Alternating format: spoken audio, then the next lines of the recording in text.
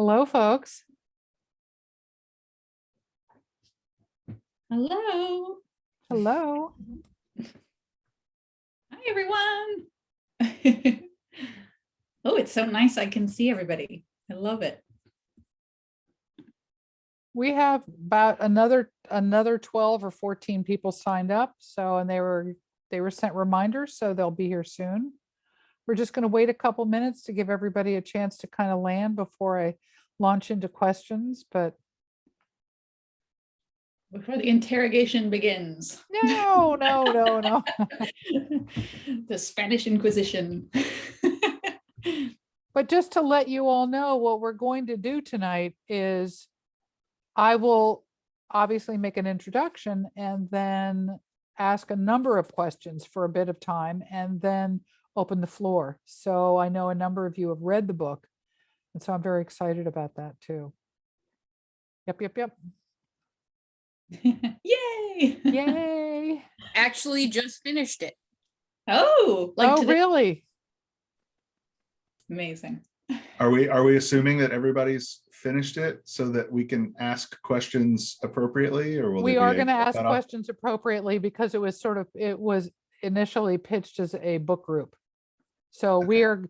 you'll see by my questions that I don't give anything away, but I think since it's the end of Kira's tour and so many of our group have read it, that we're just going to open that door. And I think that you need to just say spoiler so someone can close their ears, maybe, or just something very kind. Earmuffs. Okay, cool.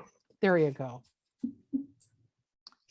Well, since it's a little bit after 7, I'll let other people just join in as they come. I know I see many of the faces. I don't know everybody on the screen, but my name is Alice Hutchinson and I'm the owner of Birds Books. This December, we will have been in business for 10 years, thanks to all of you, and I very much appreciate it. If for any reason you need additional copies of Hollow Kingdom or Feral Creatures, there is the link in the chat, which you are welcome to engage in all during the author event.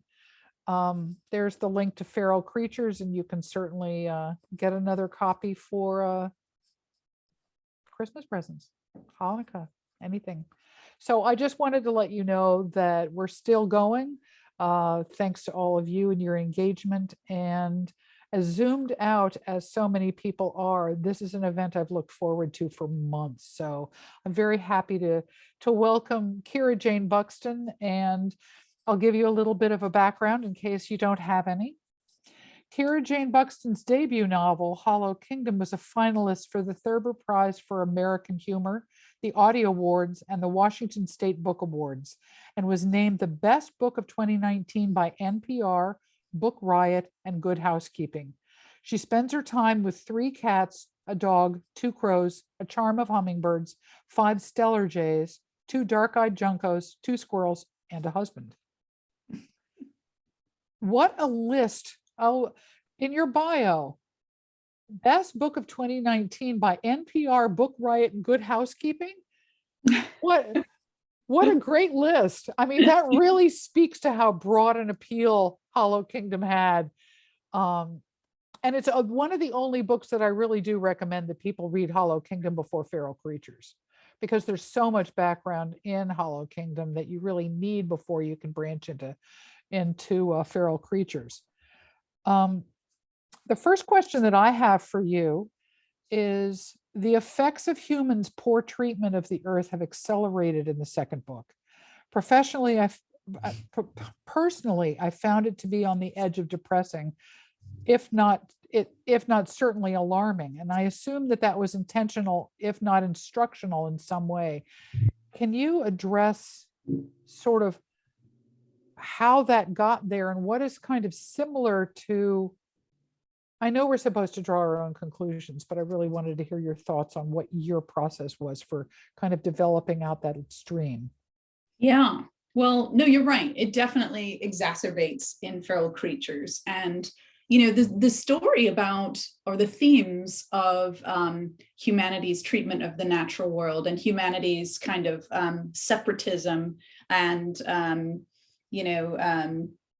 sort of disconnectedness from nature is really the sort of spine and soul of the book in many ways. And it is an Enviro parable. And a lot of those themes came from my own sort of climate, eco-anxiety is what they call it, climate extensionism, So I wanted to make humanity nature's literal horror, which becomes much more sort of prominent in the second book.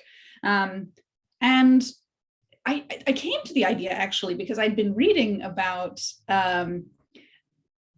interestingly, what was happening, this it's called anthropogenic selection. And it's this idea that many species are sort of evolving rapidly in response to human-induced impact on the environment. So things like tigers are now much smaller than they used to be. And that is because hunters have taken out the larger tigers. They're no longer in the gene pool, so now our tigers are smaller. Or the fact that the moose with the biggest antlers they're no longer around. They all have much smaller antlers for the same reason. They're being removed.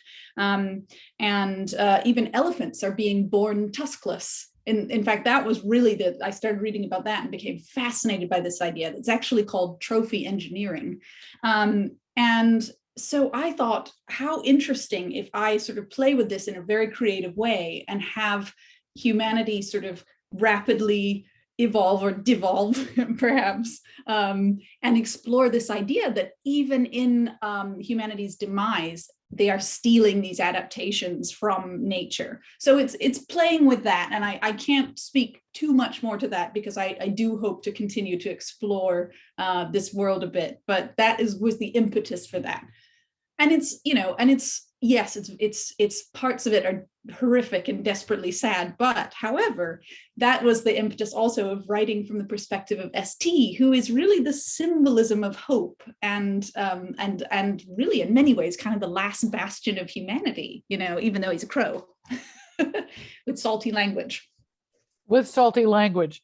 Now, a human has survived. What is the reason?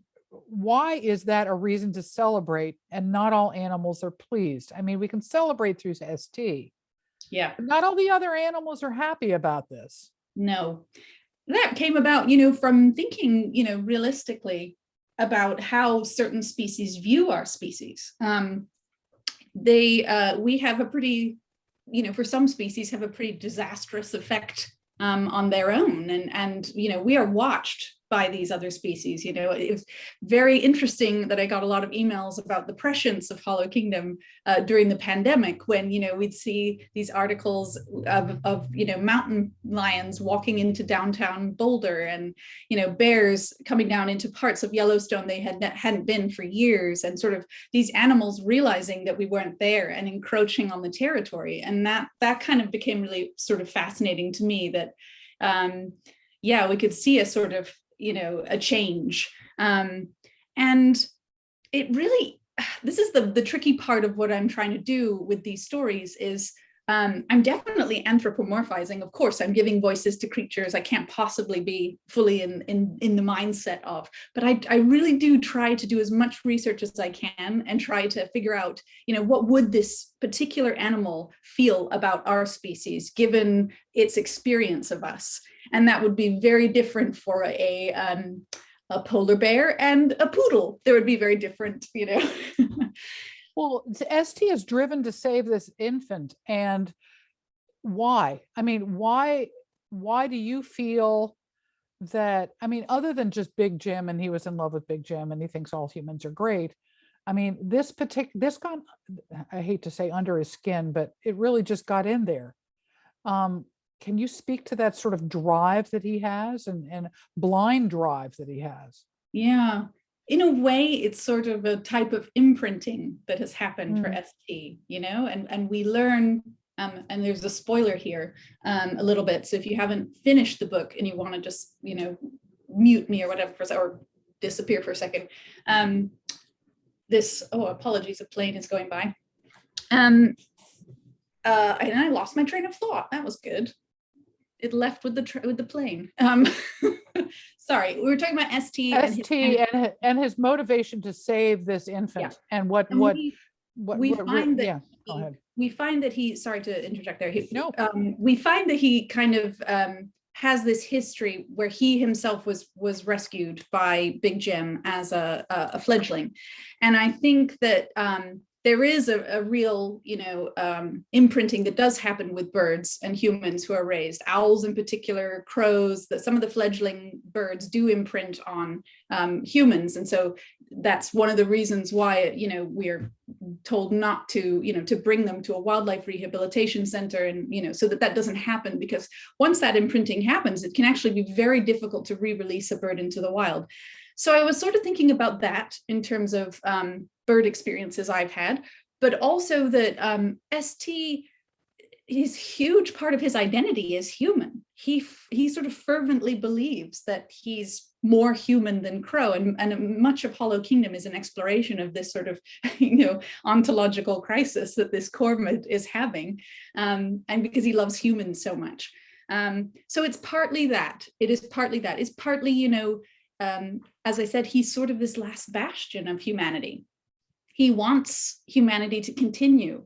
And writing ST is so interesting because it ended up in a way, in a time where I had lost a bit of hope and was experiencing this eco-anxiety, I was able to sort of look through the filter of this Crow who loved humans and remember a great deal of, the ingenuity of humans and what we can do when we can be moved to care, what we can accomplish and what we could do to protect the species that are in, need of our protection. Well, there are many strong traits of each animal species in it's sort of the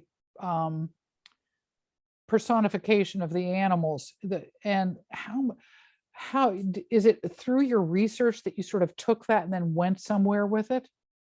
Yeah. I mean, each one has a personality, but there's an essence of that animal species in that character. Yay. Thank you for that. First of all, thank you. Yes, I try very hard to, I'm a huge bird nerd to start with, and I'm a huge animal nerd. And I had this, childhood where I, was around lots of exotic animals.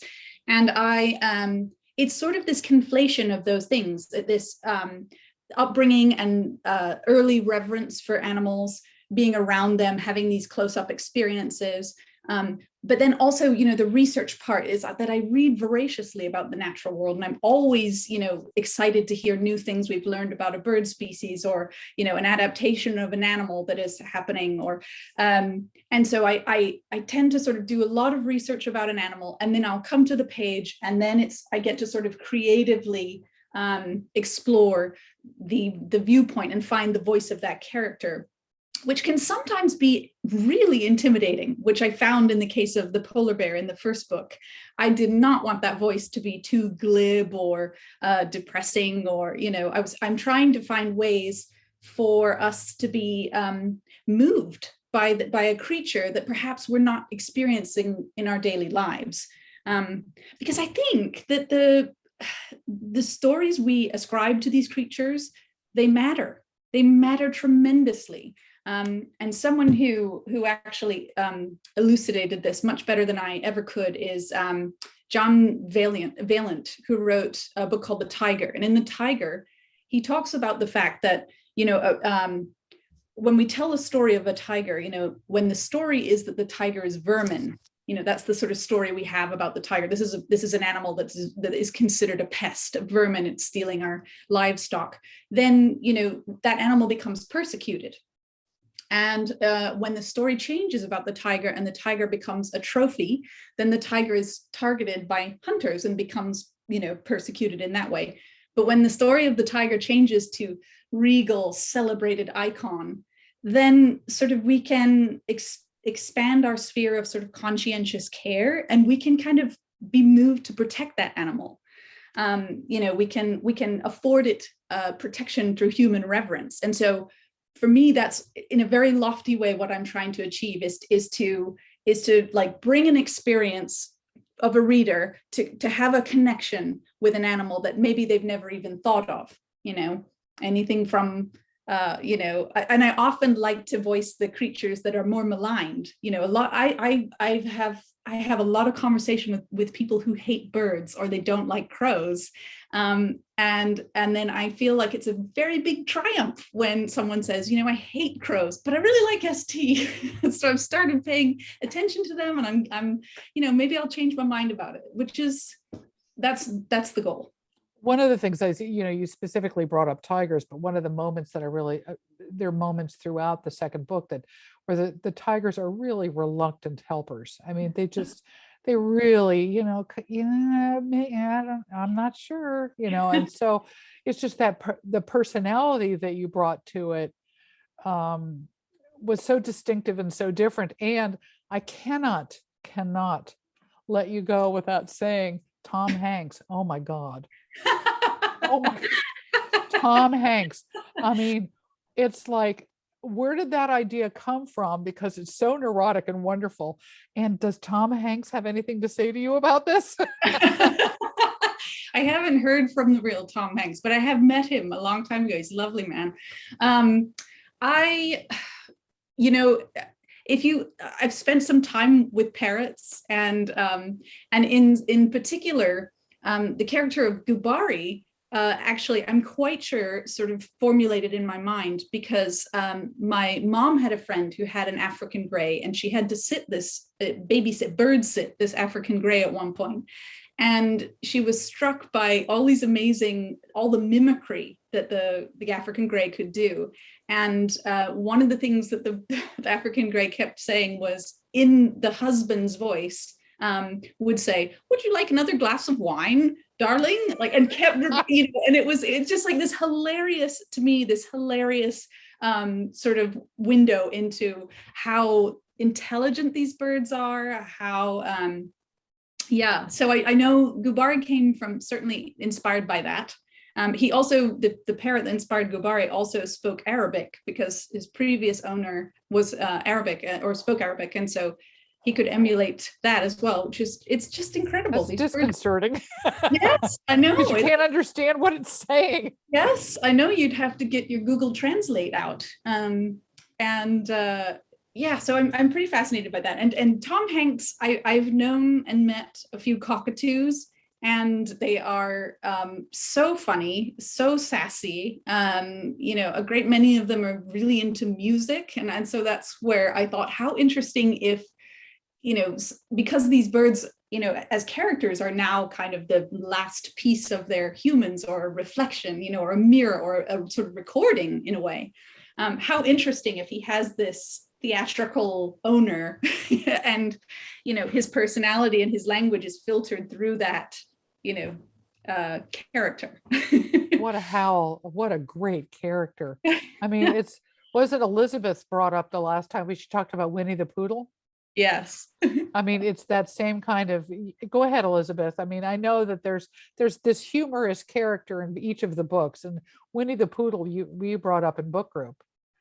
I mean, I feel like I can't say it enough. They all have, like you said earlier, very distinct characteristics and very distinct senses of humor, and you rarely see that. And I think it's harder to create that within animals and still keep their like animalistic personalities, what you would expect kind of for them to be, but also giving them something really distinctive. And I thought that was really cool, especially Winnie the Poodle.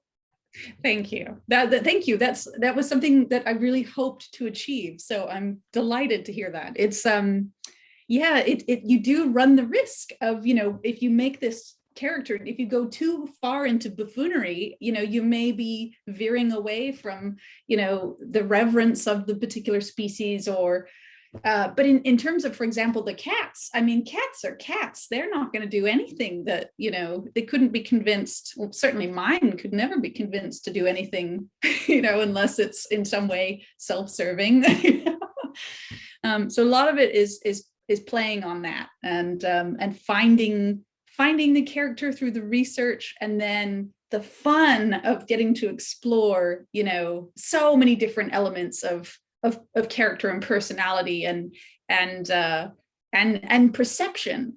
The book is really a lot about different creatures and species and their perceptions, and even through ST's sort of weird bird's eye view of humanity that is like mostly kind of wrong. He gets it wrong a lot, you know, like he thinks that our lettuce keeps getting contaminated with Ebola, you know, which, you know, he's making mistakes, but it comes from this good place. Did you find any kind of pushback on the language? Because there's always the disclaimer when I'm really just not trying to judge people, but I do go, you know, there is, to use a term, there's foul language in the book. I mean, Yes. there, which I could find an interesting comment to make. But I just, once in a while, I see someone willing to take a risk to read the book. And I never want to discourage someone from reading either Hollow Kingdom or Feral Creatures, but I have to give the warning. Yeah. That just because, you know, don't be put off by, you know, foul language, but it's part of the character in the book. And, you know, 9 times out of 10, people kind of go, oh, okay, thanks for letting me know, just so that they don't leave it around with their, you know, 8th grade or their 3rd grader or something like that. But yeah, Lorelai asked me today if she could read it, and I was like, a couple more years. She's in 3rd grade. 3rd grade. Ah, yes. and there's the big there's the big conversation in bookstores, if they can physically read it versus whether it's appropriate. So yeah, I have heard from, I've had kind of quite young kids show up at readings, and I've done a kind of I'm just gonna say, if there's anybody in the crowd that might be offended by, you know, language, and then I kind of wait and stare at the child and the parents like, you. But they've stayed, and so that, you know, that's not my call to make at that point. But yeah, the language, it's so interesting. There is pushback. There are some people that are enraged by the language in the book, and the point is that it's incredibly deliberate. It's vulgarity for to filter and show the vulgarity of not really ST so much as Big Jim, who is this really fleshed out, complicated person who has these really different disparate parts of his character, you know, and he's larger than life, and he's very crass, and he uses this language. So of course there's a real African gray in, where is he? He's in the Bay Area. I think his name is Sancho, and he swears like a sailor. And somebody told me about Sancho showing up at a coffee shop, and Sancho, this guy was complaining about Sancho making noise, and Sancho just kept swearing at him and swearing at him. The guy eventually left. I mean, there's real swearing birds. And in part, I used the language because it sort of came really organically when I sort of came up with this concept. It was a surprise to me. When I sat down and figured out that I was going to write from the perspective of a crow, I had planned to have this loving relationship between a sweet crow and a little boy, and it was going to be very gentle, and I started writing, and the language was immediate, and Big Jim was actually on the page pretty much before ST was really even fully realized. This character was there, which sounds very woo-woo and sort of, like, you pluck characters from the sky, but there is an element of writing where you can surprise yourself, and also one way I feel vindicated about all the swearing is that they've done studies where it's a sign of intelligence or high intelligence. And so it really was me also kind of giving a nod to the fact that this bird had, a kind of adept use of language, even the bad language. And also, as you read, I mean, his name is a swear word, but what I find is that sometimes, you become desensitized to those words as you read, and some of them become, in fact, they change. Like, for example, he calls humans mofos, but by the end of the book, you're sort of thinking of that word in a very different way. You're thinking of it the way he thinks of it, which is that the mofo is the most wonderful creature on our planet. This is the most magnificent, the most enterprising, the most resourceful. And so there's a lot of reasons I used it. I even had to like fight a little bit to keep his name. My publisher talked about changing his name because it would be difficult to market. But ultimately, even the marketing team said, no, we can do this. And the other thing that has been vindicating is that I know people now who rehabilitate crows, and they've all said to me, if a crow could swear, they would, which I agree. I have 2 crows I hang that's out. funny. Well, I They're think spicy. Well, I think I told you that I had the opportunity to go to a buyer's retreat, and your publisher came with Hollow Kingdom and said, and we had to read it. We all had to read all these books in advance and come ready to discuss how to kind of get them out into the world. And it was during this buyer's retreat that Gibran from Briar Patch up in Maine came up with the idea of the chip clip. And that's Yes. what went to Book Expo. I think Sue was with me. We went into Book Expo, and there was the chip clip for Hollow Kingdom. And it was the only book that universally the entire room loved. And I really have to say, it was just a real smattering of different folks. And that's when we knew it was on to something. And I think that's what the publisher needed to hear, is that it did have broad appeal. And that, I mean, there was a whole room of bookstore buyers that just said, yeah, we're on, we get it, Yeah. And I may not have picked it up if someone hadn't said, I need you to read this I would have picked it up later eventually once the word got out, but I was glad to be sort of in the room where it happened. Yes, I'm so glad you were there, and I'm so Me glad too. that Well, we're big the fans chip here. clip came from it, which is like, who gets a chip clip? That's it's amazing. Yep, well, it was Yeah. perfect. Yeah. And I will just tell anybody here, if you really want to add in on a question, please just at the bottom of your screen, you will see where it says reactions. And if you click on that, you'll see that you can raise your hand, and I'll try and catch people from the next page. Okay, Sue just put a thumbs up there. So I know it works. So if you want to add to a question, please just chime in. So, because Yes, it's please. completely fine. Yes. The next question I wanted to ask you about was parenting and nurturing and letting go seem to be some of the central themes of this particular book. Where did that come from? I don't know.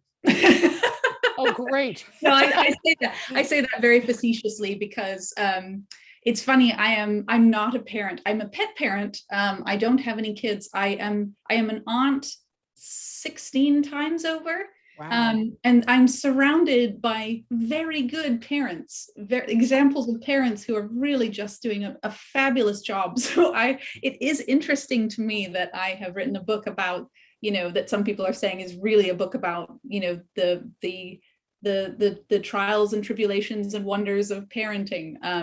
But it really was partly that, the setup at the end of Hollow Kingdom is quite Jungle Book in a way. It's the he's ST's there, and he's got this precious child that he then devotes his life to, and that was such a really delicious sort of dichotomy to explore. This, first of all, this poor crow with parenting with no opposable thumbs. I mean, not sure it would be that simple. Again, not a parent, just guessing. But also, the really delicious dichotomy that on the one hand, you've got this crow who so desperately wants to be human in every way. And on the other hand, you have this child who perhaps doesn't identify in the same way. She does not, she hasn't seen another human for a long time, in her upbringing. And so I feel like this was a really fascinating, creative playground for me to explore themes of love and letting go, themes of identity. I always think that I'm fascinated by the idea that you can distill a novel into one sentence sometimes, and for mine, I think in Feral Creatures, it's we survive when we are seen. And I think that's such an important theme of the book, that it's not just that has so, I mean, ST impressing all this pressure on this child to be something, that he wishes for her, instead of letting her be herself. That just lends itself to concomitant disasters. Well, does anybody want to pursue that further? Because I have a second question. I love the short interludes of animals from all over the world that are interspersed throughout the book. How did you decide to use this as a vehicle? Because I loved the fact it sort of pulled you away from the drama and the minutia of what you were dealing with in that moment, and kind of realized that there were other places going through their own issues, or am I getting that right? I mean, Yes, sort of a absolutely. pullback. Oh, thank you. I'm thrilled you brought that up, because it was a little bit of a surprise to me. It was when I was writing Hollow Kingdom, and I thought, how interesting would it be? Because also ST is an incredibly he's an unreliable narrator to start with. He's quite a narcissist. He's big on rumination and metaphors, and he ends up in Feral Creatures, he ends up trying to be a little bit of a literary crow. He has some very bad crowetry that he does as one of the sort of interstitial chapters. But I had thought, how funny would it be to do to hear from a cat in the apocalypse, who would have probably the opposite response that ST would have to humans going missing. So I wrote the chapter of Genghis Cat, and Genghis Cat was based on my cat, Miso, who, would be very inconvenienced if I suddenly turned into a zombie and couldn't supply snacks and, made a mess in the house. And so I thought that was a tremendously, I'm also, as a humor writer, it was just so delicious to have a small piece of, concentrated humor about a cat. And then I thought, well, what about, what would a poodle be doing? And what would the elephants in Thailand be doing? And what would a polar bear be doing? And it allowed for this sort of nice global story, instead of this really, myopic, as you say, it's this like very short and sharp lens of ST, who's, not only just one crow in the Seattle area, he's also flightless. so he couldn't really give us this grand scope of much at all, from the back of Dennis or in Dee's fingers, Well, that brings up the question, because between the two books, who are your favorite characters besides my pal Dennis, who I still miss? I know we talked about Dennis the last time, and I understand why you had to let him go, but I have trouble with that one. I still do. I get emails weekly about Dennis. In fact, somebody, I made somebody who was a fan of the first book and then has become a friend. They sent me today, they made it's a Vimeo, like a Vimeo video, and it's of Dennis. And it's just these shots of a bloodhound to the music of "I Will Remember You" by Sarah. God. Well, I was bawling, you guys. I was bawling. I had tissues this morning. It was such a but I have brought this on myself. I do understand. And it's that just happened today. Yes, I love that people connect so much with Dennis, because he's the only character that doesn't communicate verbally in the same way that I've done for the rest of the characters. And so in a way, he represents how our relationships are in the animal world. We are reading the communication of an animal through its body language and through its actions.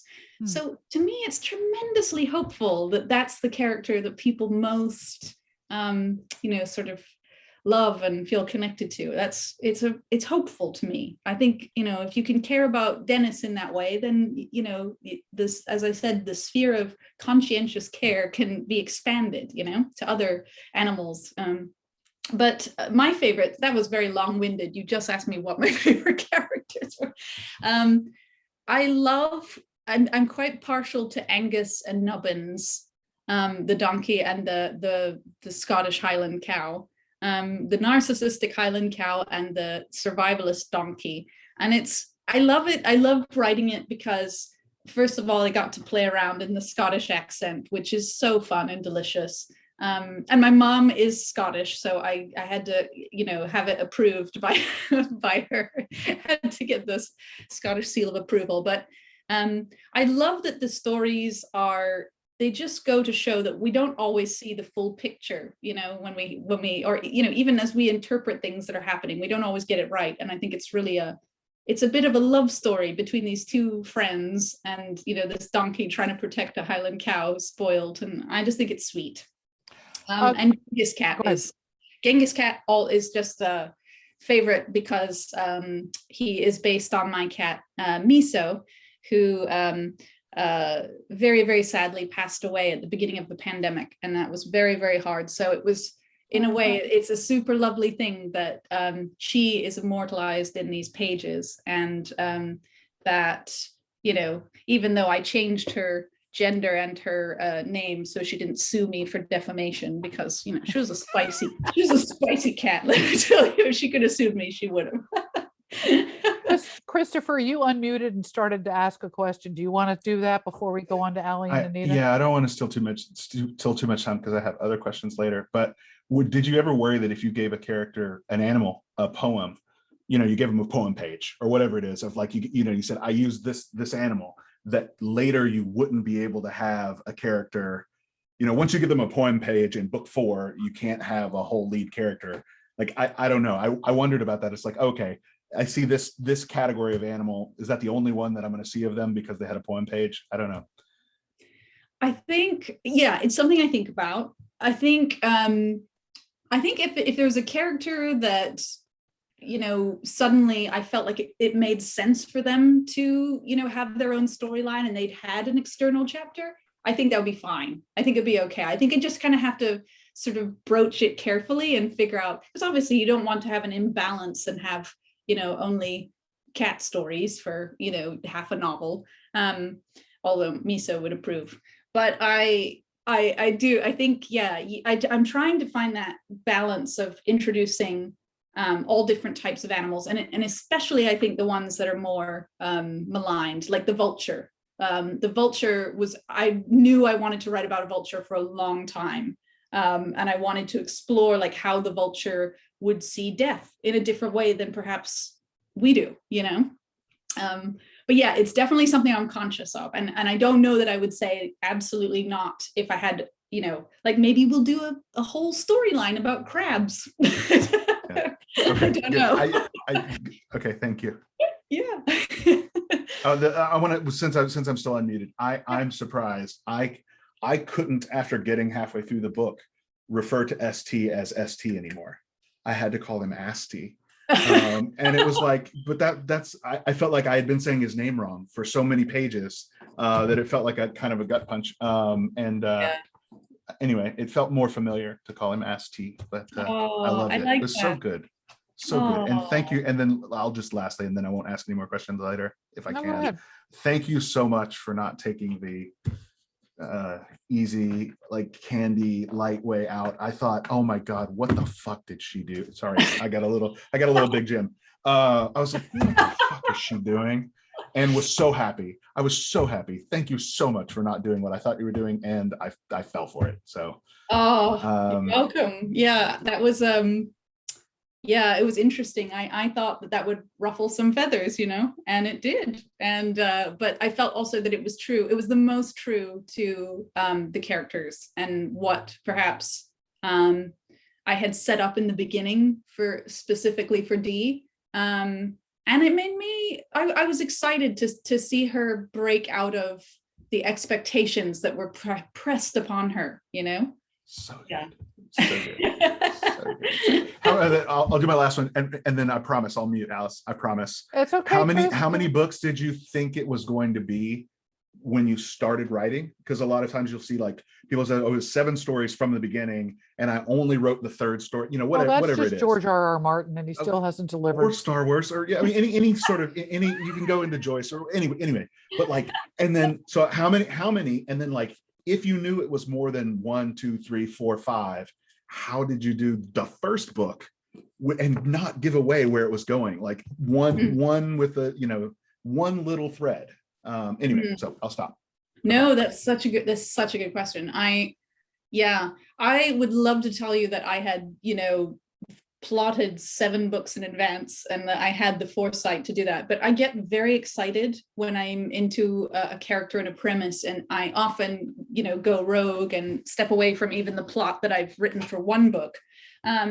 So I definitely knew as I was writing Hollow Kingdom that there would be a sequel, and I suspected a trilogy. Just as soon as I'd started to have those interstitial chapters and the world started to get bigger and clearer and more exciting, I thought, yeah, this is going to be, I think, definitely more than one book. And then I guess I think it's more sort of in the middle of Feral Creatures. Well, I'll just tell you this. I have started writing the 3rd book, and it's really exciting. It's going well. And I was writing it in the pandemic, and then I developed what I believe the professionals called pandemic pudding brain. And I was struggling to stay in this world. And I think what I was struggling with is, you know, at the time Miso had just, you know, we'd been caring for Miso, and to write ST, I have to come at it with a lot of levity. I have to come at it in a very light and joking way to handle what is really pretty hard topics, you know, including wiping out the human race, you know. And so I had to step away. So I will be returning to it, and I feel like it's actually feels like the perfect time to start getting back into it, because I've had this lovely tour, and I'm hearing from people and what they feel and think about the book, and that in a way is a really, you know, I'm not going to George R. R. Martin myself like that. It seems like a lot of pressure I don't want. I'm not going to write 75 books and not be able to finish the last one. But I do think that I think it's a trilogy. I think it's going to be a trilogy. And from what I've done at the beginning of the 3rd book, I've really written myself into a difficult space. So wish me luck. And in the meantime, I've written something very joyous and very insane, equally disparate in bringing big ideas together that shouldn't really necessarily go together. So we'll see how that goes as well. I'm editing that at the moment. Allie, go ahead and unmute yourself and ask a question. I think Miss Anita was first. I would like for her to go first. Okay, go ahead, Anita. Okay. If I freeze or disappear, it's because I keep getting a message that my internet connection is unstable in this motel. Number one, Anita's calling for vacation. Wait, your sound is intermittent here. Oh no, the sound. The sound. Why don't you type it in the chat? Your sound went away, Anita. You want to try speaking again? Can you hear me now? I can hear you, but now you're frozen, but that's all right. We can hear you. Well, it keeps freezing for me too. Can you hear me still? Yes, ma'am. Okay. Number one, I think I agree with what Christopher was saying about how you handled Wait, how you handled, and then it cut off. Oh no. It's the evil internet goblins at work again. It is. We were talking about that earlier. Oh, yeah, terrible. Oh. So how you handled. Why don't you finish your sentence in the chat? Because now I really need to hear the rest of it. Me too. This is very suspenseful. I'm not sure what you did. There you what go. you Go did ahead. here. You got it. You're back. How you handled whatever the situation he was talking about, Christopher was talking about. I think I know what he was talking about. So I agree with him that you handled it well. Did that make sense? Yes. Thank you. Thank you. Yeah.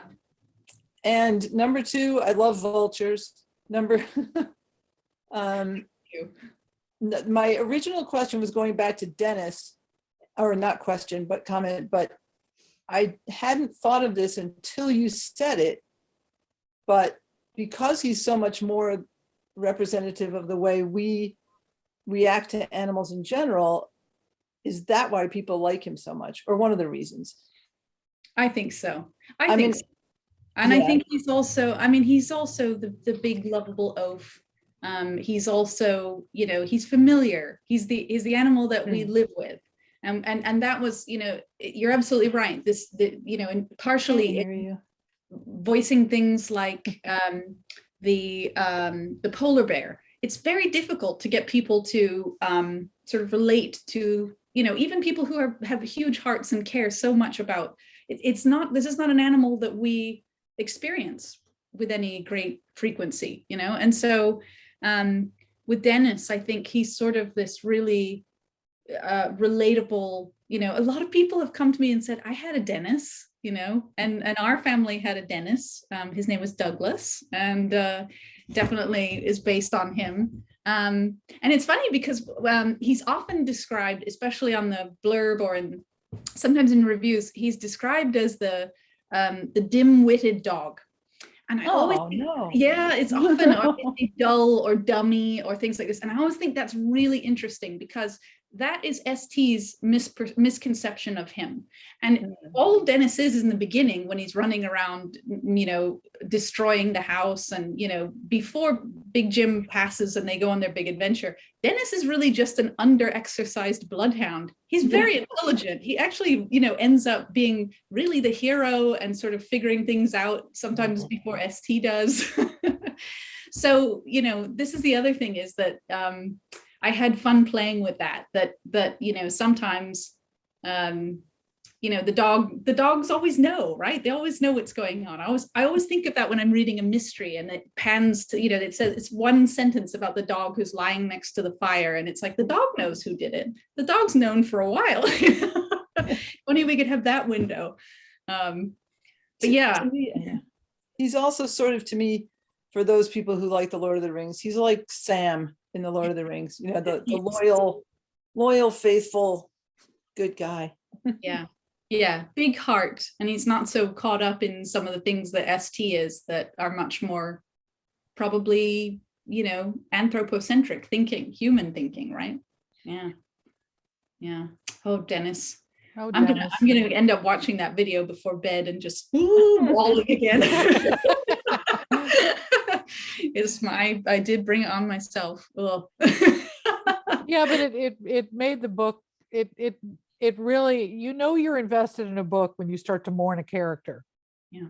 And so that should be telling for you as an author, to have that many people come back to you and be sorrowful for the loss of a character, when you obviously made it a part of, you know, their thinking and wanting to be absorbed into your book. So, you know, there's that side of it too. Yes, it's an extraordinary pleasure and a joy. I mean, not it's a joy that people are sad, but it is truly, it does mean that something that I really hoped and dreamed for, which is, you know, that I could write a character that people would care about, you know, that people would be invested in, and the fact that it's a non-human character, and oftentimes anthropomorphism gets a really bad rap, you know, gets people, I've heard people say they're allergic to animal narrators, and I feel like, well, you know, if we stick to reverence as opposed to doing what ST does to D in Feral Creatures, and, you know, try and make them, you know, the dogs standing up and walking around, and if we really stay true to their natures and try and translate what's going on, then I think there's space for an emotional experience. Well, I was surprised to find the attachment to Dennis in the first book and the extreme revulsion to what humans had become in the second. I mean, that one was a surprise to me. I just was completely, I couldn't believe that you could write horror to that depth. You're grossed out, I can I tell. really did. I was great, grossed me out. It is anyway. Gross. You know, it's funny, I often also forget about the horror in it, and I end up spending a lot of time talking about, you know, the animal characters, and completely forget how gross it is. And it is allegory. It's definitely allegory. Yeah. But yeah, who knew? I went. Who knew? Allie, are you ready for your question yet? Okay, go ahead. Unmute yourself and go for it. Sorry, I was just so into listening to the horror part of the book, which I also completely forgot existed. But I really love the way that you gave voices to the animals, because my first introduction to your book was actually the audiobook. So the narrator did an amazing job at like telling the differentiating the voices of the characters, like from the polar bear to ST to Gubari, and then in the new book, Inferior Creatures, like Dee's voice and the way it changed, her halting speech, because obviously English was not something that she related to. And, as a non-native speaker, I completely related to that, because it's like, okay, yeah, it's hard. Like, I get you. I know why you're struggling to, learn something that you never heard before. Yeah. So I really, really enjoy that each character has a voice, that all the voices are extremely, extremely, singular to them. And I can tell that, it's a tiger speaking. And even when I actually read the book, I could still hear their voices, and I really love that part.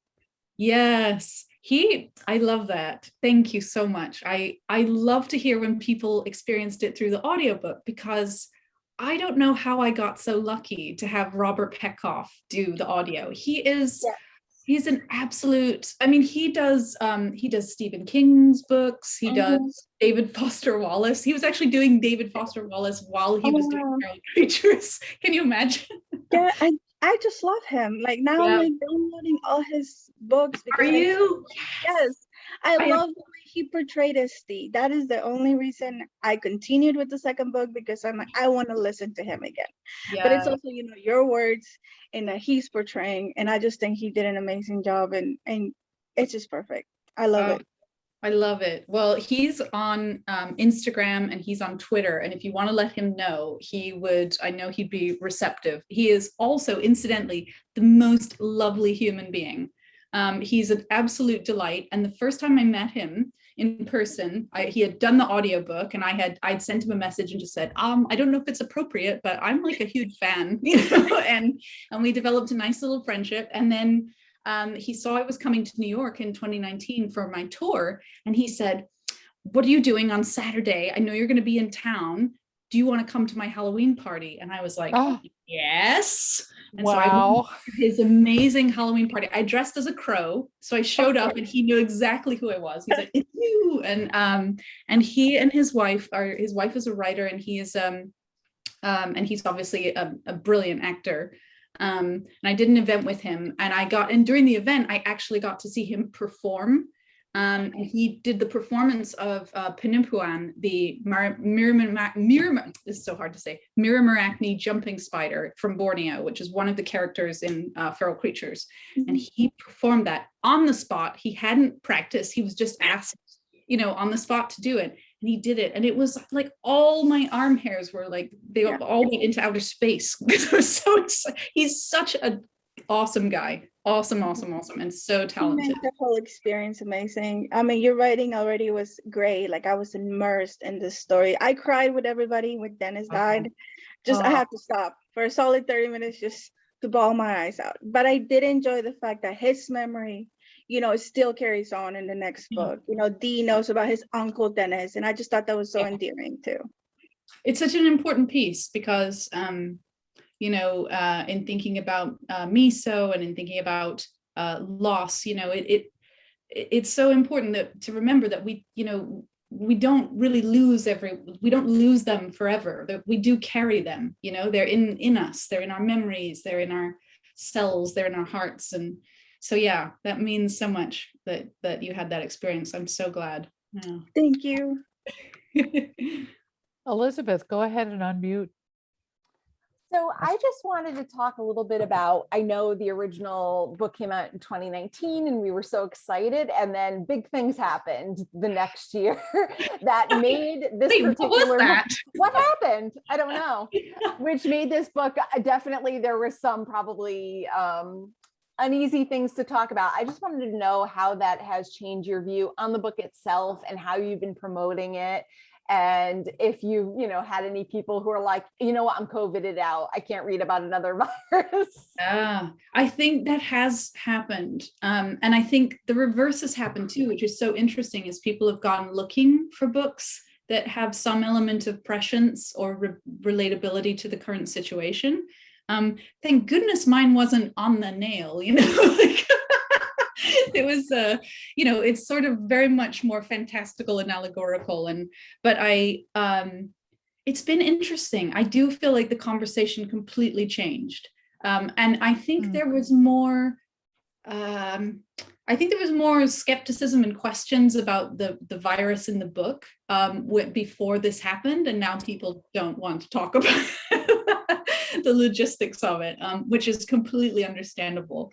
But I think people also they want to talk about these animal experiences, what happened during lockdown when the animals did you know, show up in places they'd never been or places they hadn't been in a great while.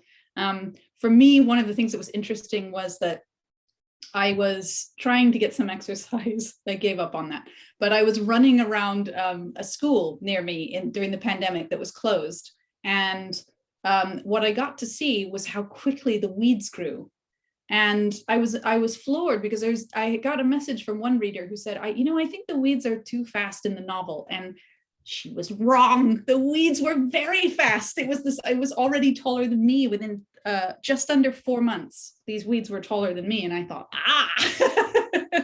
but that's not what you asked me at all. The conversation, it has changed. And I feel like I was so lucky to have had that experience in 2019 when it came out, and there was all this support, and I got to go and do tours and meet booksellers and go to the bookstores and meet readers face to face, actual face to face. The virtual stuff has been wonderful, and I'm so happy, but I really feel for anybody whose book came out, their debut, if it came out in 2020 and they haven't had that experience, because it's sort of a very special, lovely way to, to meet people, to be with people, to be with the people that love to read, and to hear everybody's stories. And so, having said that, I've also had some great Zoom events. I've had a Zoom event with the hedgehog and some geese, and people show me their animals on Zoom. So that side of it's been really, really fun. And in a way, the virtual side is that you get to have these experiences that you wouldn't in person. You get to sort of, people in different time zones, and yeah. So. Well, talking about the weeds, I think that's interesting. It just reminded me of when we were talking earlier on in the pandemic about how the environment started to feel like it was healing itself. And that that comes across in your novel about what happens to the landscape and the environment and nature when we give it a little breathing room. So I think that's really interesting. So you're right about the weeds. Yeah. Yeah. And just the weird timing that in 2019, when you were writing this, you didn't think you were going to get to actually see that. Wow, how does that actually happen? This is going to sound really strange, but I felt something was coming. And there was a desperation when I was writing Hollow Kingdom.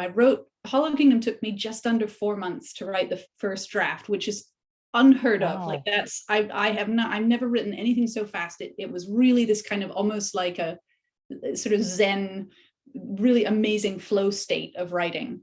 And I did a lot of research about what would happen if something happened, and humanity was not able to, was not curating the land as we do. We go to tremendous efforts to, certainly here in Washington, you should see how fast everything grows here. But I read a book, there's a great book called The World Without Us by Alan, I think it's Wiseman, and I apologize if I've got his name wrong. It's actually been a long time since I've read that book, but I read that, and that looks at how quickly things would, regenerate in the natural world. I also read a lot about rewilding, and so I found it fascinating to see what would happen. I didn't find that part depressing. I actually found that really inspiring. That, the show goes on, right? Yeah. But the weeds, it's no joke. The weeds they're just. Well, we were told in our town to take down our bird feeders because we had bears. I mean, we had bears coming into the town and eating out of the bird feeders. And I don't recall having that many issues with bears in my lifetime that we had this year. Bear in my front Wow. yard like 2 weeks ago. Really? Yeah, they go to the bird feeders and eat the seeds. Bring their babies. Oh, I don't have bears. I mean, oh, I mean, we have them. I know we have them, but I haven't had one in my neighborhood. My sister's had one saunter past her house, which was, I'm very jealous. I love a bear. that and cougars. Yes. Wow. Beautiful. I lost my mind and my husband was like, why did you run to the bear? Because our Ring camera caught me running toward the bear. And he's like, why? But he always says I'm going to die by animal mauling one day. I'm waiting for it. So Well, me too. That's how I'm going to go. Like, oh, oh, look, a mountain lion. Yeah.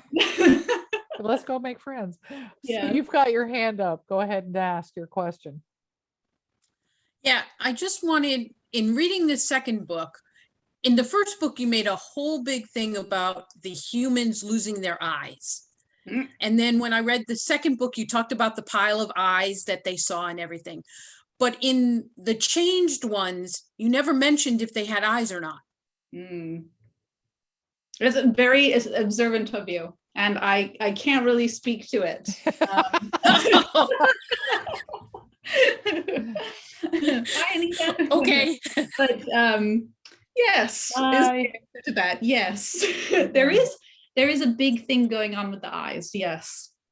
Oh, all right. Okay. I'm Sorry. I know, not at all. I'm sorry to be so vague, but yeah, there is. That It just is- means I have to read number 3. Yay! Gosh, I have to write it. Ooh. Yeah, it does. It starts with Big Jim in the eye, and I think that's an interesting, yes, very interesting observation. Well, I have another question. Do you wish you lived in a world where you were the only human with all the animals and maybe a husband? Would you like, I love your bio. Or what animal would you choose to be? Oh, Mm. I think there is. I mean, there's an obvious romanticism about this, being. It kind of goes in with a lot of apocalyptic fiction. That tends to be a story of human hubris, but it tends to be a story about one survivor who is the exceptional one, and goes out and either bands with some other survivors, and they have the skills. But I think with Dee, what's interesting is her biocentric, proclivity, or her innate biophilia. That's her kind of strength. And I don't think I could or would want to be, I certainly wouldn't want to be the last. That would be very sad.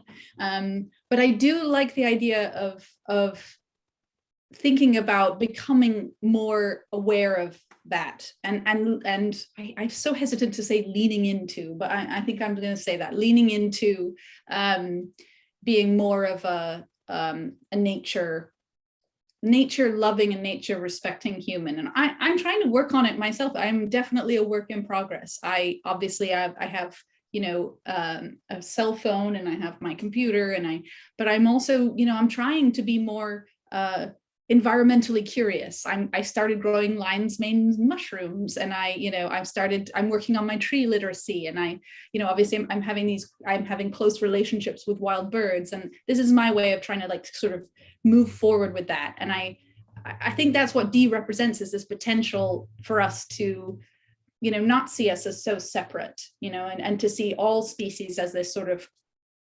completely essential part of our environmental life support. Really, we need all the species. But so I don't think I would want to be the last, or nature girl per se. But if I was to be an animal, this is a tough one. I mean, I would like to be my dog. He's incredibly spoiled. So spoiled. He's just unbelievable. And he's a Brussels Griffon. I don't know if you know what that is. It's a small bearded canine. They were in the movie. He was in the movie As Good as It Gets with Jack Nicholson, that the little bearded canine that gets thrown down the trash chute. And and he's very entitled, and he gets everything he wants. And, we try not to indulge him in this way, but he's 12 and he was a grumpy old man when he was 2. So it's just, segued really nicely into being a entitled little prince. Yeah. One of the things that features in the first book in Hollow Kingdom is Aura, but it's a major player in the second one. Yeah. And so I was waiting for somebody else to bring it up because it's so ever present in this book. And I mean, without it sounding like may the force be with you, it has that, it creates a depth that you can either really associate with or just observe. Yeah. Where did that interconnectedness you were talking about with animals and people and the earth and all of that we seem to have lost, could this have only been possible under these circumstances? Yeah. It's interesting. The idea of aura comes from the fact that, I'm always talking about this, but the fact that I often see people missing some really big pieces of the natural world right around them. I've had very recently someone in a book signing line told me that she said she was talking about East Coast blue jays, and she said, I really miss them. We don't have them here. We don't have them. And I said, oh, but you haven't seen the Stellar's jays yet. And she's like, what's that? And so it's this idea that, I was so excited for her because it was like, she's going to go and find her first Stellar's jay. And they're an extraordinary bird. They're very funny. They're like little airborne rock stars with natural mohawks. And aura there is a sort of aura happening around us, and I'm trying to get better at tapping into it. I'm learning I might have talked about this last year because I was learning the alarm calls, the specific alarm calls of the chickadees in my yard. And I learned DDDDs. Yes, the DDDDs. And I learned the DDD chink, which is very specifically to alert you to a cat. There's yes. And so twice I've been able to say, oh, there's a cat in the yard. And I thought, no, I've got that wrong. And then I found the cat hiding in the yard. So this idea that the communication is always happening. And as I started to spend more time with these birds, I started to learn how they're communicating with each other, and in specific how the squirrels are listening to what the birds are squawking about, and so that's really the impetus for aura, and that's why it's a huge part of the book, because it is almost like a force or a world that you can be completely oblivious to, but it's there, and you can sort of start to dip your toes into it and learn more about the environment. And then of course in Feral Creatures it's used as a warning system. And so it's I think there's a term in music, I think it's a drone tone that's always there, but you can hear it or not. Oh, I love it. Just that. reminded me it was sort of like a hum that went through the whole book.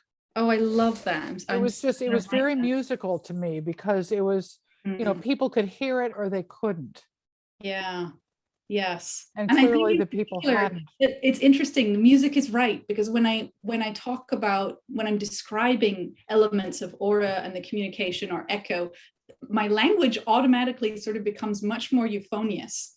It does become more musical and lyrical. And I think you definitely, music is right. That's what it almost is. It's almost like we step outside and there's this symphony of songbirds that you don't necessarily hear or care to hear, or like I was guilty for 10 years of really not engaging with wildlife when I was living in LA, and when I came back to it, I felt like I came home in a way. Right. I'm sure. I'm going to ask for more questions from you folks. Any more questions? I also want to point out that a friend of mine has joined me, Gibran, and he's the one who thought up the chip clip in our conference. Hi. So he's here. It was a lot of fun. It's just Gibran also did such a beautiful photo and setup of Feral Creatures when on my pub day with bag of Cheetos, and it was super lovely. So thank you for that. So fun. I ran through all of my questions. They were great questions. Oh, thank you. They were Thank you. wonderful questions. Yeah. Just wanted to make sure the crowd didn't have any more, because there's so much in this book, Kira, that we could just keep pulling out. And I don't think we actually got in specifically into Dee as a character at all. That's something that is an evolution. Are you planning on bringing back any of our pals in the next book, or are you Yes, going to- I think so. I think so. I mean, within reason. And one of the things that I have stretched a little bit is the some of the lifespans of these creatures. The tigers in particular, just between us, are based on the real tigers at the Woodland Park Zoo. They're brothers. And they Wow. would be, you know, just with the timeline of the book, they might be a little long in the tooth. But I had to make the creative call, you know, do I want to adhere to, you know, do I want to be an absolute stickler about the lifespans? Because one of the things we really tried to do is to make sure that any of the things going on in the natural world, any of the facts about the flora and fauna are accurate. Whereas, you know, there were flights of fancy and all the rest of it. But yeah, and ST himself is a little bit of an older crow, but you know, crows, the oldest crow in captivity was I think 59. Recorded in captivity. And I was told that the oldest crow that was captured, or sorry, sort of a tag and release crow, so a wild crow. I can't remember. I was given one number, but just recently a friend of mine told me that there was one captured who was about 17 and was in really good shape. I saw pictures, so I don't have to worry so much about ST. But yes, I will absolutely be bringing back some of these characters. Because it's so much fun to write, and I think the stories, there's more. Jeremy has his hand up. You ready to ask your question? I'm gonna lower your hand and let you. Yep. So I think you may have kind of answered it, but so the third book, it's going to pick up where the second one ended. You know, it picks up somewhere that I can't divulge at the moment, but I can tell you it's really wild, and I have not shied away from creative you know, exploration. So it will continue. The story, the crow must go on. Elizabeth, you're next. All right, so this is kind of long-winded. So I have this makeup challenge group that every week we do a different challenge. And this week we're doing Stephen King book covers. And today my it's hard to see in this light, beautiful. But my inspiration was on writing. So I had two things to talk about because we're talking about Stephen King. First of all, have you ever read Cell? And secondly, and I will get into that, basically today is when I remembered that Cell existed. And because I was looking through book covers to be like, what do I want to do today, you know? And I was like, and I remember thinking decisively when I saw that book cover and remembered that book,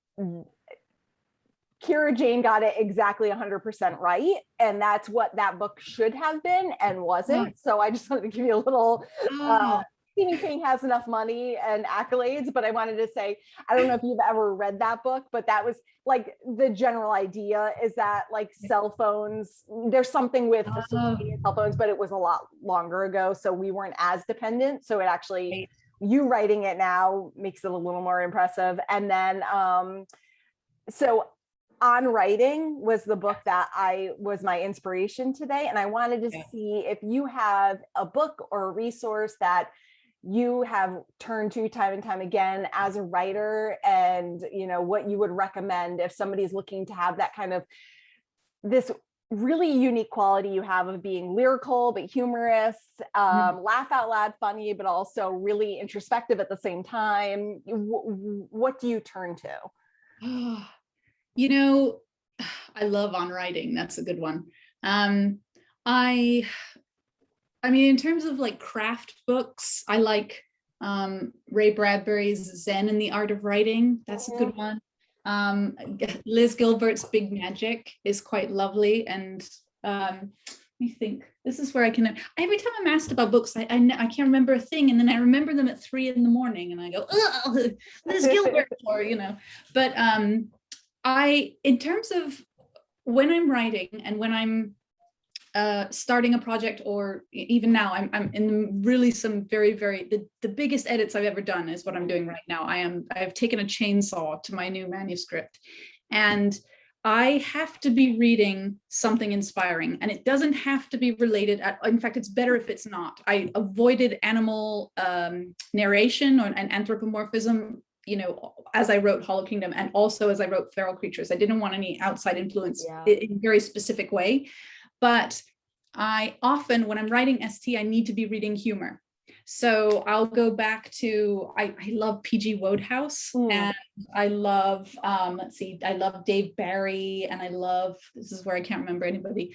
Of course, I love Douglas Adams, and new love of Samantha Irby. And I love Samantha Irby. Yes. But I feel like I also need to be reading poetry, and it's often, I'm reading one of my favorite poets is Robinson Jeffers. I love Mary Oliver. I stole an idea. I went to a talk that Barbara Kingsolver gave, and she said that she has her poetry books next to her bed and reads poetry before she goes to sleep. So I stole that idea from her. I thought that's brilliant, because I tended to sort of take a break in the day and go have a cup of tea and read a poem, which is also great. But there's something about that before bed, unwinding and absorbing the words into your cells and then going to sleep and then letting the subconscious play. I think there's something very, very insightful about that process. But generally, I wish if as a kid, I always wanted the superpower of flying or being invisible. And now if I was to choose a superpower, it would be that I could read twice as fast and that I could retain it. Yes. I wish I could just sort of have a little tattoo of all the words like under the skin, and just, so really when I'm writing, the most important thing is I'm reading something that is engaging and inspiring. And then I can kind of come back to my project, and it usually has a really indirect influence. I'm not suddenly sounding like I don't know, whoever I'm reading, but that level of inspiration and that mood has to happen, especially for writing a character like ST. I've got to come at it with levity. Yeah. That's great. Thank you so much. Oh, thank you. And your makeup is gorgeous. Gibran.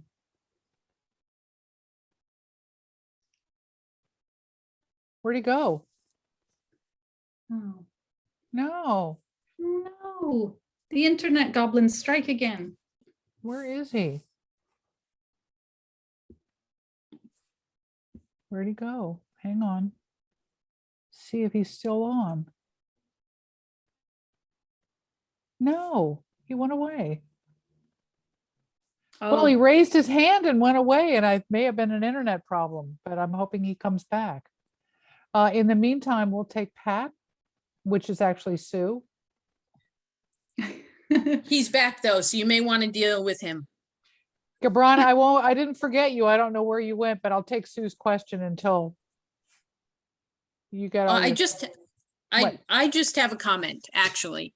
It's just when D goes missing and the whole thing that ST starts doing, you said you weren't a parent, but you got the parent in that whole thing. And it just read so well. And I actually read it twice and actually cried afterwards because it was so, so powerful. Oh. So that was my comment. Thank you. I think it's so relatable to so many people, because oftentimes, we've either been on the receiving end of that, or we've, been dishing that out, where we've had all these expectations or hopes for somebody, and they've not been right. And it hasn't come from a bad place. It doesn't always come from a bad place. There's often such complicated misunderstandings in families and about identities. And I thought it was powerful that you said, "I'm sorry, Tiffany." That was so powerful. Yeah.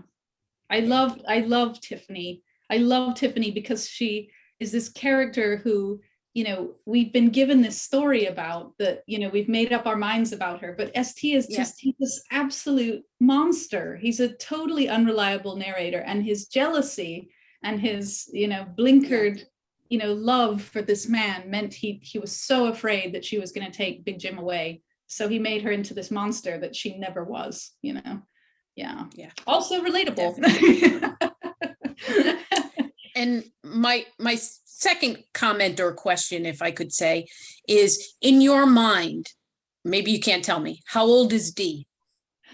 Yeah, I think she's 13. Okay. Yeah. Because when she was going through the pile of human stuff, I was waiting for her period to come, and it didn't come. I love it. I thought that's what she was looking for.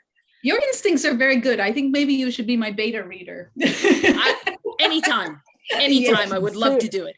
Kira, I'm not kidding. Let me know if you need me to connect the two of you. Sue would be great. Amazing. Okay. I will love it. I will. Okay. Thank you, Sue. No problem. No problem. Gibran, do you want to ask your question now? Your hand was up. You bet. Sorry, apparently I've never used Zoom before. Hello. So, and pardon my ignorance, because I don't know if there's ever been any kind of big announcement involving, you know, Hollow Kingdom and other, you know, forms of media that it might take on. But I'm just wondering in my head. So, like, let's say that there's going to be some kind of Hollow Kingdom feature film. In your mind, do you see that as like a traditional animation, or do you see it sort of CGI? Like, how would you envision that? Oh, well, yes, it is. I guess I had always envisioned, you know, the absolute dream would be if it could possibly be CG. And my brother-in-law actually works on all these huge films. He's a compositor, so I pepper him with questions about this. How would the crow? How would you do the feathers? And you know, he's like, you don't understand how expensive this would be to do, because it's not like, you know, he works on like Iron Man and you know, all the Marvel movies. And he's like, this would be unbelievably expensive. So that was always like, I lost my mind at the animated version of The Lion King, the CG Lion King that Jon Favreau did. I loved that so deeply because of the realism, you know, and it's just delightful. But the very exciting news is that it is still in process with AMC, who just re-upped the rights to the TV show. And I think very soon there might be some news about attached cast, and so they're planning to do it as an adult animated series. So it's in the, touching the wood here, it's in the works, and I'm very excited.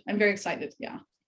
That's fantastic. It's great to hear. And I have a follow-up question too. I wondered if you had ever come across a comic book called Beasts of Burden by Evan Dorkin and Jill Thompson. No. Oh my gosh, I'm writing this down. Okay. Seek it out. I think you would enjoy it. It's about animals that delve into paranormal mysteries, and it's a really wonderful comic series. Fabulous. Oh, thank you for that. I could use a good comic right now, and that sounds absolutely fantastic. Beasts of Burden.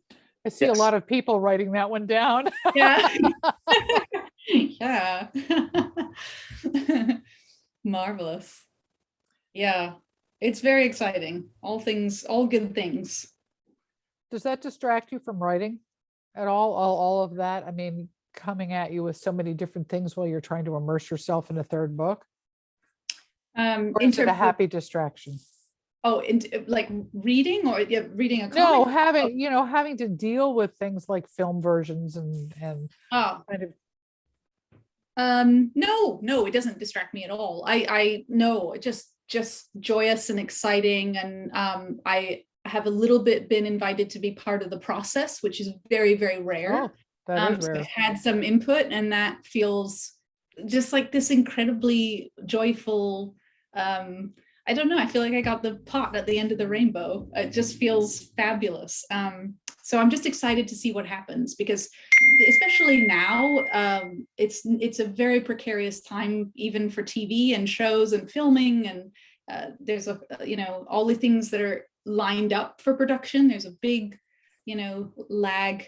We won't talk about supply chain issues now. That feels too traumatic. We'll all need wine. It's not good. But yeah, it doesn't distract me. I found, no, just joy, just joyful. Just joy. Just joy. Yeah. Now, was the list of animals that I gave at the introduction the same list of animals that you have now? No, it changes. I still have 5 Steller's jays, and I still have the 2 crows. I say I have to be clear that they're wild birds and they just hang out with me of their own volition, which makes me feel very happy.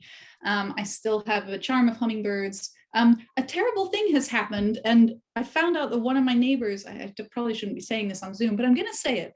They've been trapping squirrels and relocating them. So I wondered where my squirrels had gone, and it turns out they've been moved somewhere else. So this is part of my impetus for doing what I'm trying to do, is to try and show people that, a yard is really just an empty space if there's no squirrels in it. They are very much, we share our territory. It's I think it's really interesting, the idea of a backyard, that like, this is my property. I don't want a mole on my property. I don't want these birds on my property, where I sort of see it differently, that like, we're in a space, sharing this space with a lot of other creatures. And that is one of the biggest privileges we have on this planet. I have this argument with my husband all the time that like, they were here first and now we're going to fight them for this spot. That's it. That's just, it's funny, isn't it, to think of it that way, that, yeah. And it's easy to think of it that way, like, especially in our neighborhood, we have quite strict HOA rules and things like this. So you sort of get ingrained in this thinking that, wow, okay, the grass needs to look like this. But steadily, I'm all for the idea of rewilding and trying to encourage as many things as I can to come and visit, including bears. I wouldn't say no. I don't know. They're not. Yeah. Don't be like Elizabeth and walk. They're my best right. friends, and I'm going to hug one one day. Great. Oh my! I'm going to hug one day, and you'll see. Well, if you don't show up for book group, we'll know why. Oh, no. Kira, I've had the best time tonight. It really has been such a treat to have you, for both these books. And so many of our crew that have been a part of this event have read it and loved it clearly, and have been people have just, when is it coming out? When is it going to be here? When is it? And it just doesn't disappoint. And to have you have the opportunity to flesh it out with us and take the time, it's really a treat. So I can't thank you enough. Oh, the pleasure is entirely mine. I was looking forward to this so much. The second you emailed my publicist and he told me, I was so excited. And this is the last event of my tour. So this has been the most joyful way to end what was already a very joyful, series of events. So I am so appreciative. Well, will you come back for the third one? Yes, please. Yay! So yeah. I will stalk your publicist for when we hear about the book, so that we can make sure that we're a part of it too, because clearly we're serious fans here and we love your work and admire all that you do to sort of, put it out there, both from a great book standpoint, but from the environmental side of it, it obviously has quite an impact. So thank you, thank you, thank you. Thank you. And thanks everybody for showing up on, another Zoom event. This is different. This one we put aside time for, so it was very special. So thank you, Kira. Really do appreciate it. And we will have a recording of this that you can share with your friends at the end of the day. And I'll pass it on to each of you, and the thank you that I send to you for being part of tonight. So thank you all for showing up. Thanks. Bye, everyone. Bye, Kira. Thank you so much.